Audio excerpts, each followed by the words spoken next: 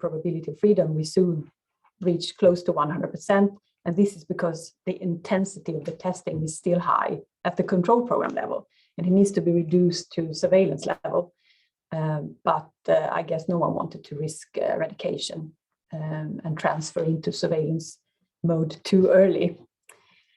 So that was the scenario tree model.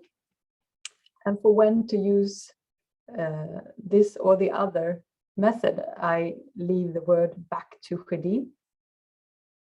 Thank you, Jenny. Yes, I can imagine that you now think, okay, 2 methodologies, and what am I going to use now? Well, I'll make a quick comparison. STOC-free framework versus scenario tree models.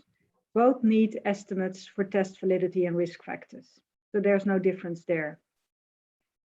However, STOC-free framework is suitable when disease is still present in the population and you want to distinguish free from infected herds. Scenario tree models are useful when disease is absent or present at very, very low levels. With STOC-free, the objective is to identify infected from uninfected herds, and with scenario tree models, you want to quantify the surveillance sensitivity and freedom from infection to show that the region or country is free from disease. In STOC-free framework, you need herd level longitudinal data from the control program, so it's crude data from your control programs. While in scenario tree models, you need a design prevalence and the probability of introduction, as Jenny described in her presentation.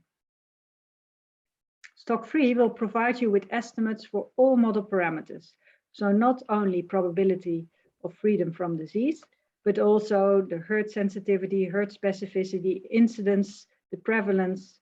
It provides you with all estimates. Scenario tree models only returns the system sensitivity and probability of freedom.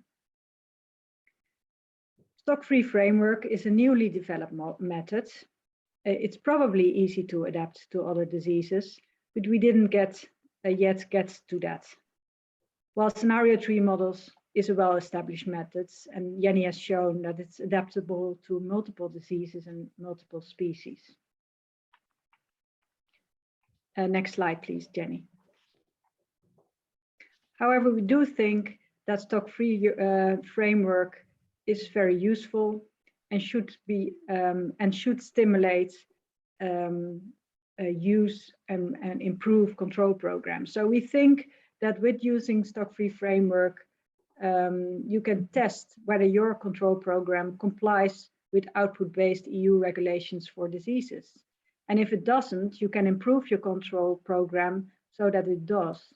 And within your country, you can see whether different different routes in your control programs reach the same certainty about freedom, and you can maybe see that better biosecurity would limit the risk and therefore improve certainty about freedom. So it will improve control programs and hopefully stimulate better compliance with biosecurity. And in the end, we can then expect economic benefits due to this reduced risk in a flexible trade context. So that was my presentation. Next slide, please, Jenny. This is now open for discussion. I wonder if there are any questions from the attendants to this webinar. So please raise your hands and we'll unmute you, and you can